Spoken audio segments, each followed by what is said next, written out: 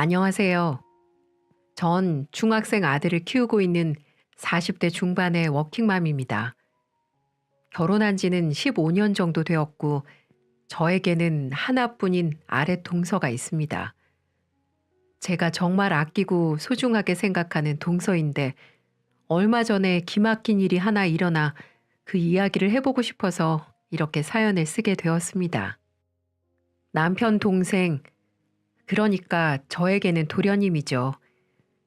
도련님이 남편보다 많이 어린 늦둥이인데 젊은 아가씨랑 속도 위반을 하는 바람에 1년 반 전쯤에 좀 급하게 결혼을 했어요. 덩달아 저도 하루아침에 어린 손 아랫동서가 생기게 되었죠. 서방님은 30대 초반, 그리고 동서는 20대 후반의 어린 나이였지만 자신들의 행동에 책임지려는 모습이 기특했습니다. 흔한 젊은 사람들처럼 쉽게 아이를 지워버린다거나 포기해버리려는 생각을 하는 게 아니라 끝까지 책임지려고 하는 모습이 대견스럽기까지 했죠. 나라면 저럴 수 있었을까 하는 생각도 들었고 말입니다. 사실 평범한 20대 후반의 아가씨들 같으면 자기 치장하느라 바쁘고 놀러 다니기 좋아할 텐데 동서는 달랐어요. 결혼식도 생략하고 시집살이를 자처했습니다. 아이나 키우려면 아끼고 모아야 된다고 자기가 20대 청춘 다 바쳐 번 돈 2천만 원을 고스란히 들고 시집와서 알뜰살뜰하게 살림을 시작하더군요. 결혼 초엔 도련님이 작은 중소기업에 다니고 있어서 생활이 그리 어렵지 않았던 것 같아요. 200만 원 정도의 적은 월급이었지만 동서가 파트타임으로 집안 마트에서 아르바이트를 하며 어머니를 모시고 사는데 문제가 없었죠. 그런데 문제는 동서의 배가 불러올 때쯤부터였습니다. 임신 6개월 차에 접어들었을 때였어요. 결혼한 지는 채 3개월도 되지 않은 시점이었죠. 도련님이 회사 사정이 안 좋아져 일을 그만두게 되었다고 했어요. 직원들 월급 주기 힘든 상태까지 간지라 도련님은 결국 일을 그만두게 되었고 한동안은 동서가 벌어오는 수입으로 생활을 해야만 했습니다. 그런데 그 이후 도련님은 좀처럼 일할 생각을 하지 않는 거예요. 갑자기 직장을 구하는 눈높이가 높아져서는 어디 알아주지도 않는 작은 회사에는 들어갈 생각을 안 하는 겁니다. 처음에 저희는 이해를 했어요. 왜냐하면 한 번 작은 회사에서 월급도 못 받고 일을 그만둔 적이 있었던 터라 좀 더 안정적인 회사를 알아보려나 보구나 그렇게 생각하고 말았죠. 하지만 3개월, 6개월이 지나도록 계속 일을 알아보고 있다는 핑계만 대고 매일을 백수신세로 지내고 있으니 동서 마음은 하루하루 마음이 편치 않아 보였어요. 그렇다고 연세 많으신 어머님 보고 일을 하라고 할 수도 없는 노릇이고 사지 멀쩡한 도련님이 일은 안 하고 저러고 있으니 결국 동서가 가장이 될 수밖에 없었습니다. 배는 부를 대로 불러 있는데 세 식구 먹고 살려니 파트타임으로는 수입이 부족할 수밖에 없었죠. 결국 동서는 집 근처 식당에 설거지 아르바이트를 나가기 시작했습니다. 아침 10시부터 저녁 10시까지 꼬박 12시간을 서서 일해야 하는 고된 일이었죠. 그런데도 동서는 불평 한마디 없었습니다. 녹초가 되어 퇴근하고도 손 하나 까딱하지 않는 도련님. 시어머니가 어질러 놓은 집 치우고 설거지하고 다음날 식사까지 챙겨 놓으면서 그렇게 열심히 살았어요. 제가 도와주려고 해도 집에 거리가 있다 보니 마음만큼 많이 도와주기는 어렵더라고요. 그래서 종종 전화로 안부를 묻고 동서 용돈과 시어머니 용돈을 조금씩 보내곤 했습니다. 동서, 요즘 많이 힘들지? 아, 형님, 뭐 괜찮아요. 이제 예정일 얼마나 남았더라? 2달 반 정도 남았어요. 아유, 이제 배도 많이 나왔겠다. 안 그래도 사람들이 쌍둥이냐고 자꾸 물어봐요. 병원에서도 애가 좀 크다고는 하는데 벌써부터 겁나요. 형님은 형식이 어떻게 낳으셨어요?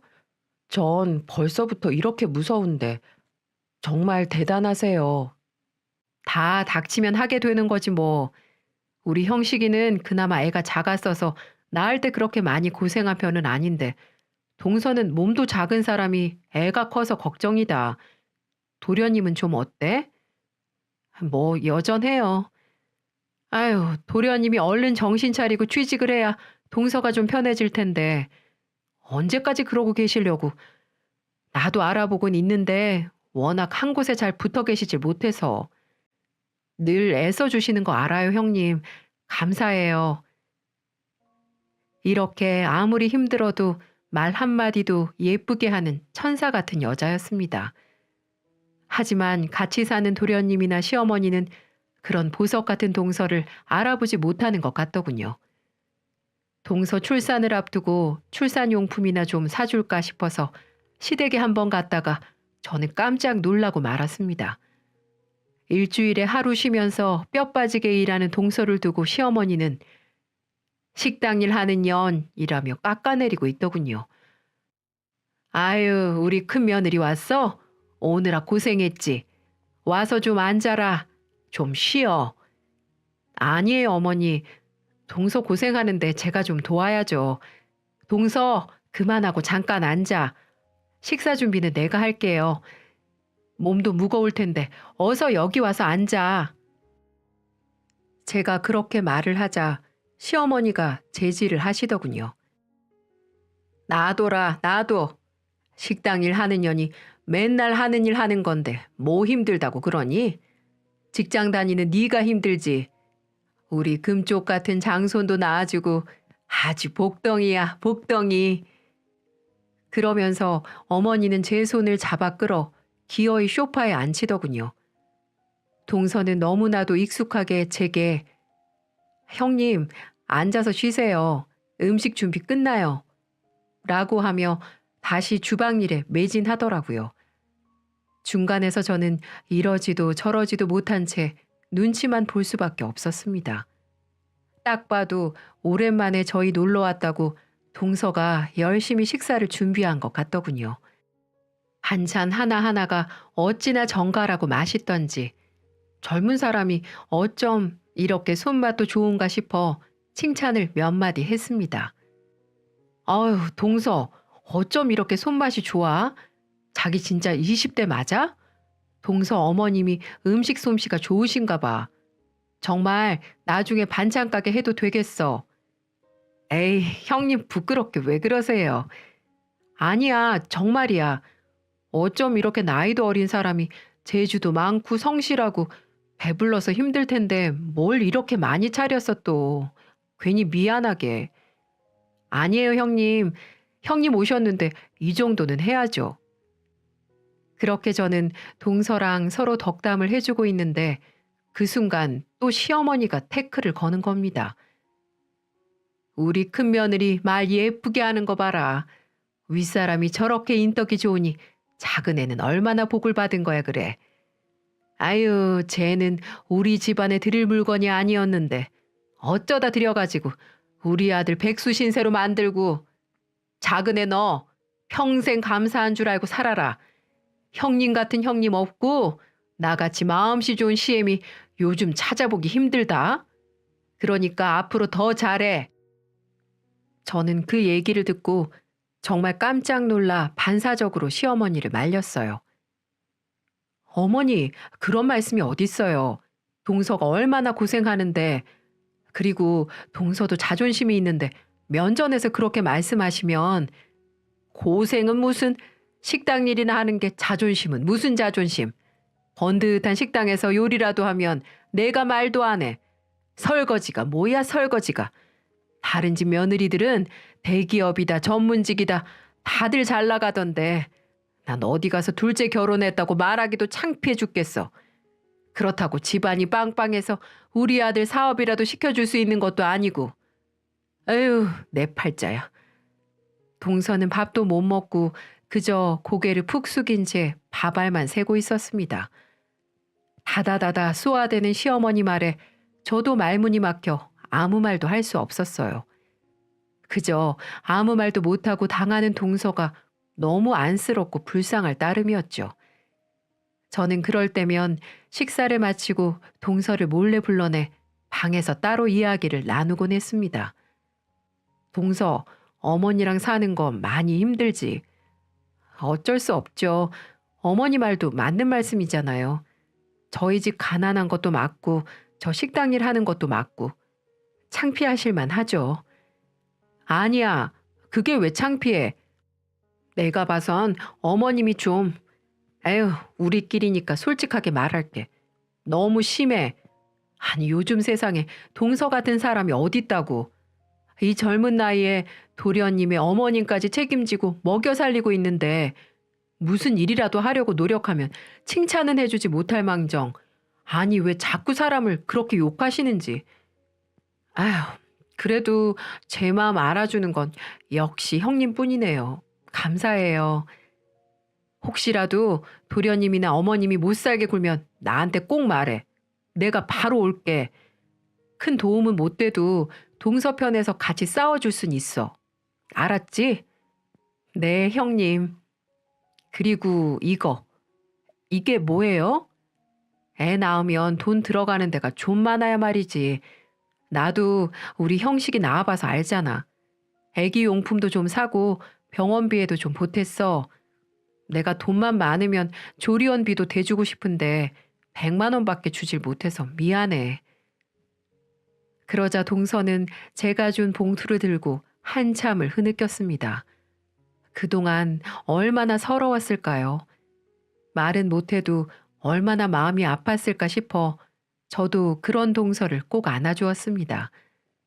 조카뻘인 동서가 가난하다는 이유로 식당에서 설거지를 한다는 이유로 시어머니한테 그렇게 무시당하고 사는 모습을 보고 있자니 정말 가슴이 아리더군요.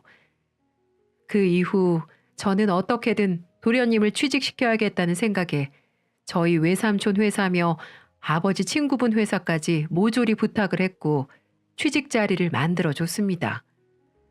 하지만 도련님은 한 달도 채 버티지 못하고 늘 사표를 던지더군요. 이유는 단 한 가지였어요. 적성에 맞지 않다는 게 그 이유였습니다. 그 얘기를 듣고 참 어처구니가 없더군요. 요즘 세상에 적성에 꼭 맞는 일을 하는 사람이 도대체 몇이나 있을까요?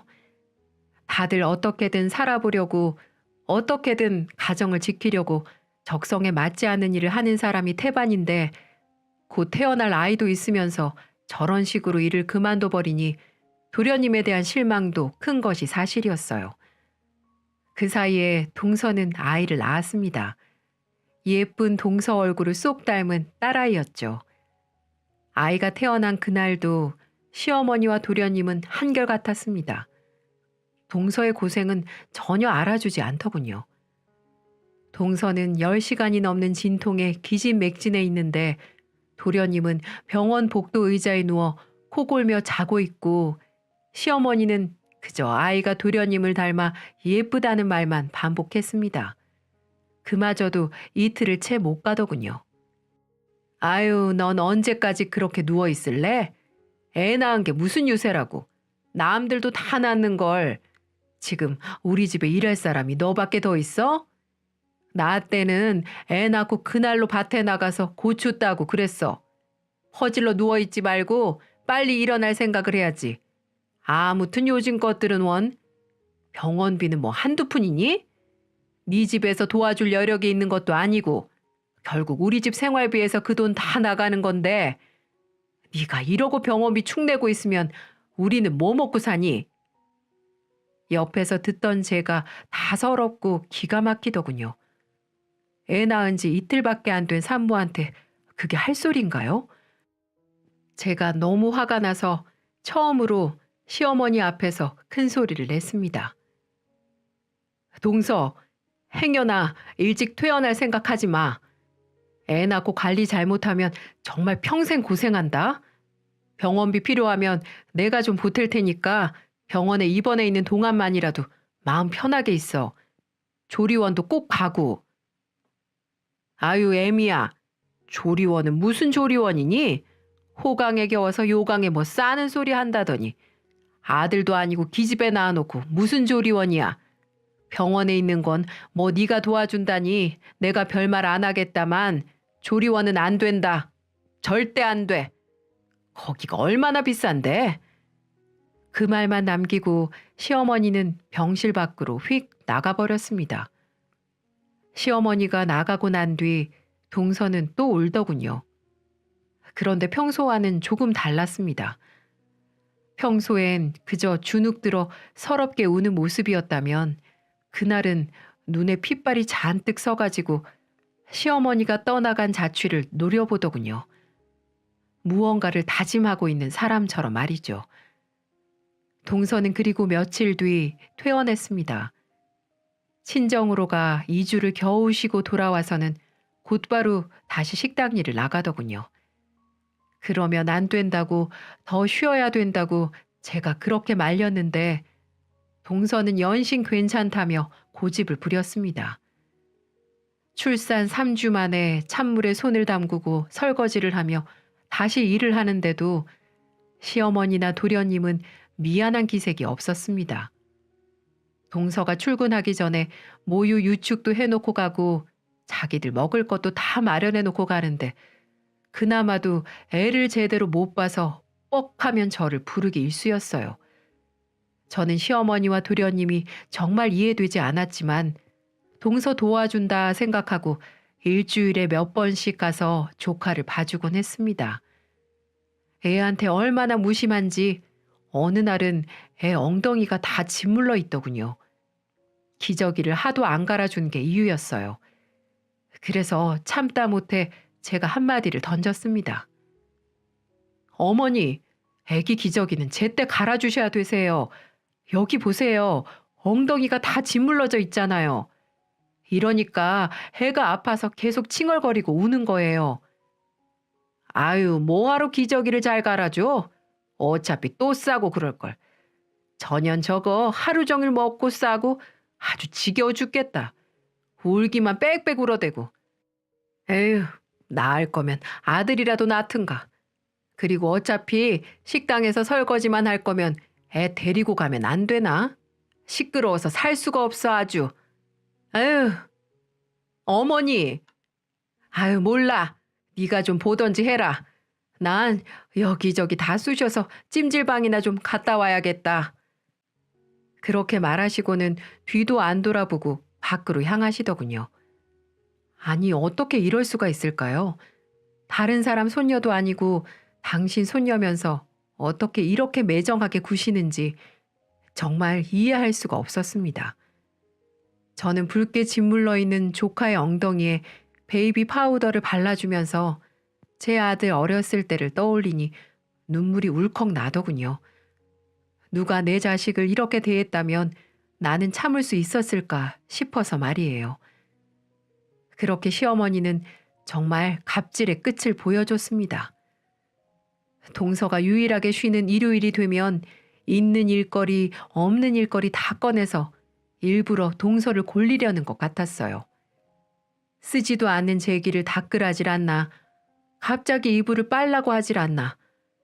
동서가 저에게 전화를 해 그런 이야기를 넋두리처럼 털어놓을 때면 아무것도 해줄 수 없다는 사실에 늘 미안했죠. 시어머니에게 그러지 마시라고 한 번씩 얘기를 해도 듣질 않으시니 방법도 없었고요. 그래서 저는 계속 이러다가는 동서가 안 좋은 생각을 할까 싶어 도련님을 따로 불러내 밥을 사주며 제 생각을 얘기했습니다. 도련님, 요즘 일자리 계속 알아보고 있어요? 언제까지 이렇게 동서한테만 의지하고 사실 건데요. 도련님도 보시다시피 젖먹이 아이 키우랴 식당 일하랴 몸이 2개라도 부족한 줄 모르세요? 이럴 때 도련님이 동서를 옆에서 도와줘야죠. 언제까지 이렇게 철없이 행동을 할 건데요. 형수, 저도 힘들다고요. 생각처럼 일이 안 구해지는 걸 저보고 어떡하라고요? 그리고 며느리가 시댁에 와서 집안일 하는 건 당연한 거 아닌가요?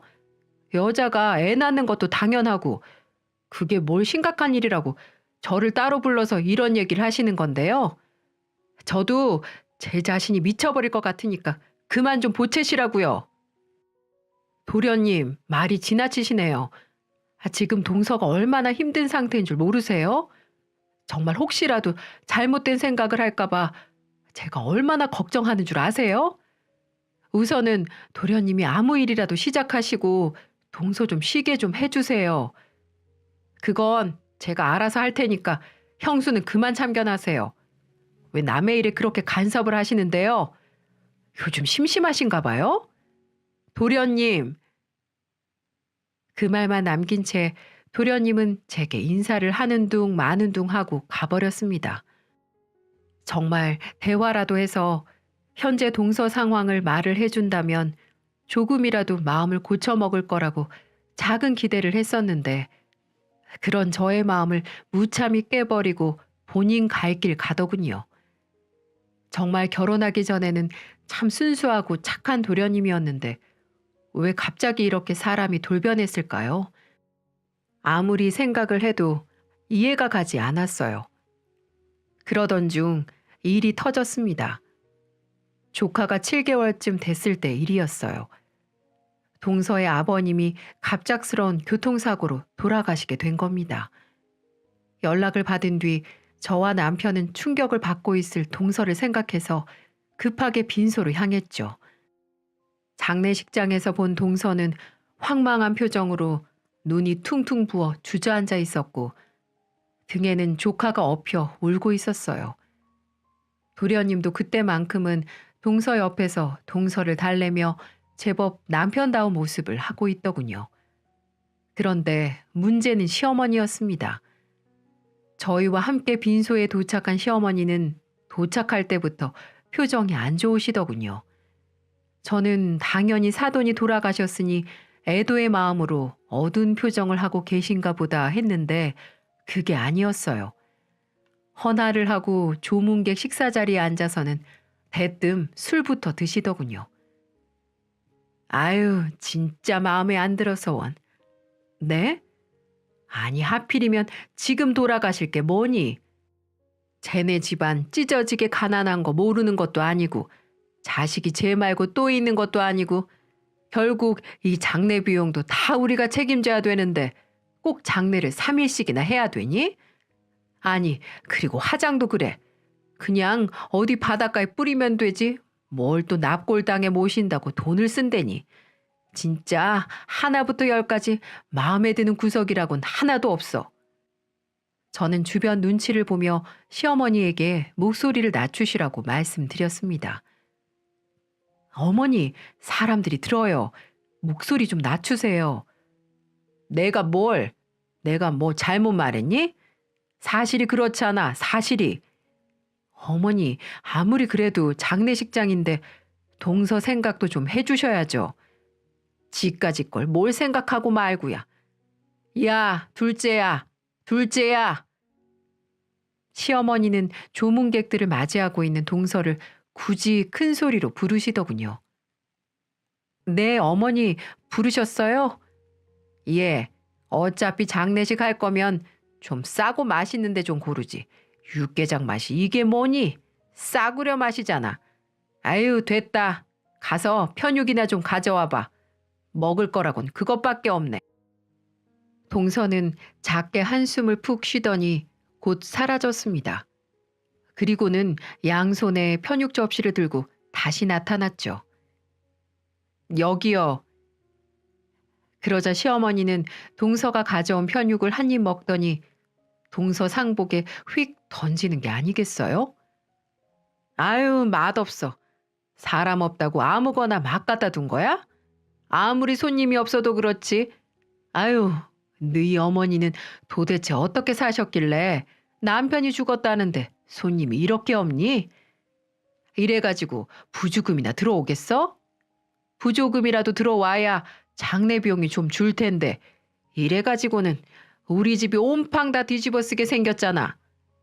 이래서 가난하고 못 배운 것들이랑 상종하면 안 되는 건데 어째 집에 사람 하나 잘못 들여가지고 돈 나갈 일만 줄줄이 생겨.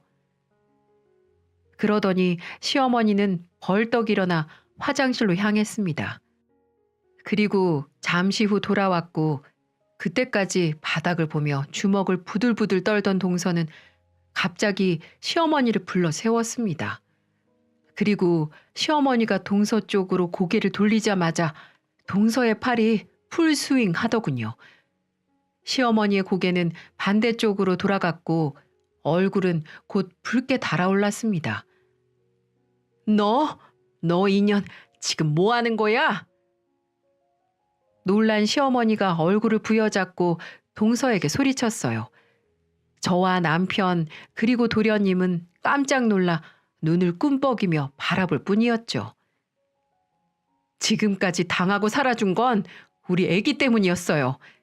그래도 어떻게든 가족은 지켜야 하니까 아빠 없는 자식 만들고 싶지 않아서 애 할머니니까 그래도 예의는 지켜야지 끝까지 참아야지 했어요. 근데 이제는 도저히 안 되겠네요. 뭐야? 뭐가 안 돼? 이년이 지금 뭐라고 씨부리는 거야? 식당에서 설거지나 하는 천한 년이 어디를 감히? 네, 저 식당에서 설거지나 하는 천한 기집애 맞아요. 근데 그 천한 일에서 번 돈으로 당신이 그동안 먹고 사셨거든요. 그 잘난 당신 아들 백수 건달되고 일은 안 하고 게임에만 미쳐 사는 동안 제가 만삭으로 불러오른 배 부여잡고 하루에 12시간씩 서서 설거지하면서 그렇게 번 돈으로 먹고 살았다고요. 그럼 최소한 고마워는 못해도 미안해야 되는 거 아닌가요? 미안하기는 뭐가 미안해. 자식이 돼가지고 부모 먹여 살리는 건 당연한 거지. 뭐 대단한 일 했다고 공치사를 바래? 그래요? 네, 알겠어요. 그럼 그 하찮은 일 저는 더 이상 안 할 테니까 어디 둘이 잘 먹고 잘 살아보세요. 형님도 저 좀 도와주세요. 도와주실 거죠? 갑작스럽게 모든 시선이 저에게 쏠렸어요. 저는 당황했지만 이내 마음을 굳게 먹고 대답했죠. 동서. 난 동서 편이야. 아니, 얘 큰애야. 어머니, 제가 몇 번이나 말씀드렸잖아요. 동서만한 사람 없다고. 동서 진짜 고생 많이 했어요. 저렇게 젊은 사람이 굳은 일 마다하지 않고 도련님이랑 어머니 먹여 살리려고 가장 노력까지 했는데 어머님이 너무 하셨어요. 저도 당분간은 어머니 도와드릴 생각 없어요. 죄송해요. 그러자 시어머니는 갑자기 뒷목을 잡더군요. 동서는 그런 시어머니를 장례식장 밖으로 끌어내며 소리쳤습니다. 두 번 다시 그 집안에 돈 갖다 바칠 일 없으니까 당장 가세요. 가서 집을 팔든 장기를 팔든 알아서 먹고 사세요. 그렇게 하찮고 천한 저는 빠져드릴 테니까요. 그리고는 상주로 서 있던 도련님까지 내쫓아 버리더군요. 시어머니는 저를 붙잡고 곡소리를 내며 저게 어떻게 저럴 수 있냐며 매달렸지만 저는 그런 시어머니를 슬쩍슬쩍 피했습니다. 동서의 마음이 충분히 이해가 갔으니까요. 그리고 다시 장례식장으로 들어가려는 도련님을 말렸어요. 도련님, 저 좀 봐요. 왜 그러세요, 형수님? 동서 말 틀린 거 하나도 없어요. 지금 다시 들어가 봤자 좋은 소리 못 들을 거고 동서 속만 상할 거예요. 그냥 지금은 어머니 모시고 집에 가셨다가 내일 다시 동서 만나보든지 하세요. 동서랑은 제가 또 얘기해 볼게요. 그렇게 도련님과 시어머니를 제 남편 차에 태워 함께 서울로 올라갔습니다. 그리고 전 집으로 돌아와 도련님에게 장문의 문자 한 통을 보냈죠. 지금 동서 옆에는 누구보다 도련님 역할이 중요하다. 한 가정의 가장의 무게가 무거운 건 알지만 지금껏 동서가 시댁에 했던 걸 생각해봐라. 지금 마음 고쳐먹지 않으면 그런 착한 동서랑 이혼할 게 분명하다. 여자는 한 번 마음을 떠나면 돌아오지 않는다. 등등 이런 장문의 문자를 보내며 어떻게 처신할 건지에 깊이 생각해보라고 말을 해주었습니다. 그리고 다시 다음 날 도련님과 함께 다시 장례식장으로 내려갔습니다. 동서는 하루 사이에 더 퀭한 몰골이 되어 있었고 저를 보자마자 눈물을 터뜨렸습니다. 많이 힘들지.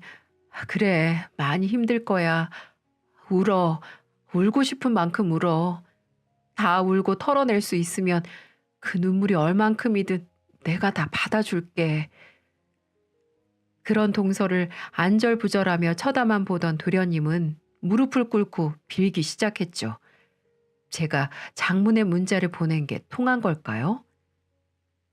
여보, 내가 잘못했어. 내가 그동안 너무 내 생각만 하고 당신은 전혀 배려를 안 한 것 같아. 이번에 정말 느꼈어. 장례식장에서 울고 있는 당신의 모습을 보니까 나 정말 나쁜 놈이더라. 정말 미안해. 그러자 동서 역시 눈물을 그치고 대화를 이어나가더군요. 저는 두 사람이 편하게 이야기할 수 있도록 조카를 데리고 잠시 자리를 피해 주었어요. 그래도 장례식장이 워낙 좁은지라 소리는 다 들리더군요. 당신은 글러 먹었어. 자식이 태어났는데도 변하는 게 없어. 내 아버지 장례식장에서 어머님이 그런 말씀을 하시는데도 말 한마디 뻥끗 못했잖아. 맞아. 모든 게 내가 잘못한 게 맞아. 당신은 내 편 아니야. 그냥 어머니 아들이잖아. 난 그런 사람이랑 더 살 자신 없어. 아니야. 나 당신 편이야. 내가 그동안 표현을 못했을 뿐이야. 나도 가장으로서 잘하고 싶은데 생각만큼 내 뜻대로 되지 않으니까 자꾸 삐딱하게 나간 거였어. 정말 미안해, 여보. 이제는 당신만 보고 살게. 우리 딸이랑 당신만 생각하고 열심히 살게. 그러니까 한 번만 더 기회를 줘. 그렇게 도련님은 계속 매달리고 동서는 계속 쳐내며 한참을 실랑이를 하다가 결국 동서가 도련님을 다시 받아주는 듯 싶었습니다. 아니, 조건을 내밀며 받아주는 듯 했어요. 나중에 들어보니 첫째, 가장으로서 남편으로 역할을 충실히 할 것. 둘째, 시어머니와 인연을 끊을 것. 이 두 가지 조건이었습니다. 만약에 앞으로 하루라도 이 조건을 어길 시 무조건 이혼이라는 통보를 했고 각서까지 써가며 공증까지 했어요. 물론 제가 증인이 되어 주었고요. 전 동서가 참 대단하다고 생각을 했습니다. 나 같으면 그런 도련님하고 단 한순간도 같이 살고 싶지 않을 텐데 동서는 모든 걸 용서해 주었어요. 아마도 자식 때문에 그런 선택을 하는 게 아닌가 싶었습니다.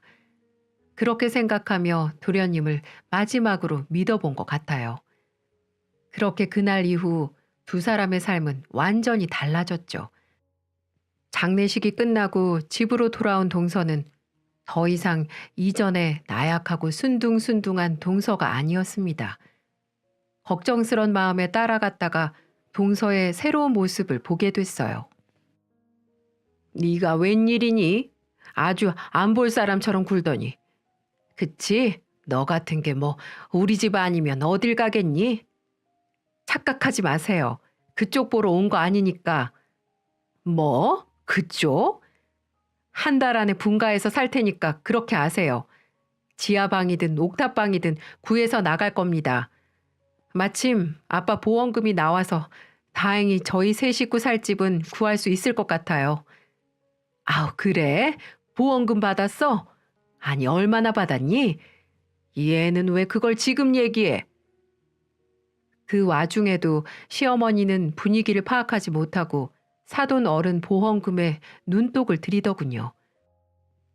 당신한테 줄 돈 단 한 푼도 없으니까 착각하지 마시고 그래도 예정이 있으니까 한 달 동안 밥은 먹게 해드릴게요. 대신 그 이후엔 10원 한 장도 이 집구석에 흘러들어오지 못하게 할 겁니다. 천한 식당 일을 하는 며느리 손으로 호의호식할 생각 마시고 폐지를 줍든 어디 남의 집 파출부를 하든 알아서 하세요. 시어머니는 열이 받았는지 동서 뺨을 후려치려고 손을 들었고 동서는 그 손을 턱 하고 드라마처럼 막아냈습니다. 시어머니 얼굴이 얼마나 울그락불그락해지던지 정말 볼만하더군요. 저는 속으로 동서를 응원했습니다. 사람 귀한 줄 모르는 시어머니는 호되게 당해봐야 한다고 생각했거든요.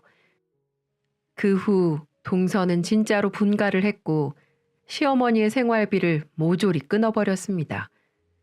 시어머니는 저희에게 손을 벌렸지만 저희도 거부했죠. 동서의 간곡한 부탁이 있었기도 했고 저 역시 시어머니의 못된 버릇을 고쳐야 된다는 생각에 동의했기 때문에 단 한 푼도 들이지 않았습니다. 결국 시어머니는 근처 건물에서 파트타임 청소 일을 시작하셨고 한 달에 60만 원 남짓되는 월급과 연금으로 혼자 생활하고 계십니다. 동서는 다행히 이혼하지 않고 지금까지 도련님과 잘 살고 있고 도련님은 그 사이에 낮에는 공장에 다니고 밤에는 틈틈이 대리운전을 하며 집안의 버팀목이 되어주고 있어요. 놀라 보이게 바뀐 도련님을 보며 아마 이건 동서의 큰 결단이 아니었으면 이런 일이 생기지 않았을 것 같네요. 네, 맞아요. 모든 사람들은 좋은 직장, 많은 돈을 벌고 싶어 하죠. 도련님은 한때는 좋은 직장 다니고 싶고 좀 더 나은 환경에서 일하고 싶어 동서를 힘들게 했지만 지금은 누구보다 책임감 강한 멋진 아빠로 돌아와서 너무 고맙게 생각합니다. 사람 위에 사람 없고 사람 밑에 사람 없다는 말 있잖아요. 그런데 저희 시어머니는 그걸 참 모르는 분이셨어요. 정작 자기는 돈 한 푼 못 벌고 며느리가 벌어온 돈으로 먹고 살면서 열심히 사는 젊은 며느리 응원해 주지는 못할 망정 식당 설거지한다고 구박을 하다니요. 인과응보 제대로 당했다고 생각합니다. 저는 여전히 동서와 좋은 관계를 유지하고 있고 명절이 되면 저희 집으로 모여 맛있는 음식 나눠 먹으며 잘 지내고 있어요. 물론 시어머니는 빼고 말이죠. 하루빨리 시어머니가 동서의 소중함을 느끼는 날이 왔으면 좋겠습니다. 진심으로 미안하다고 사과하고 고맙다고 인사해야 동서의 마음도 조금은 풀릴 텐데요. 지금까지 긴 이야기 들어주셔서 감사합니다. 여러분은 저희 시어머니 같이 어리석은 행동하지 마시고 언제나 주변 사람들 소중하게 생각하며 늘 행복한 하루하루 보내셨으면 좋겠습니다.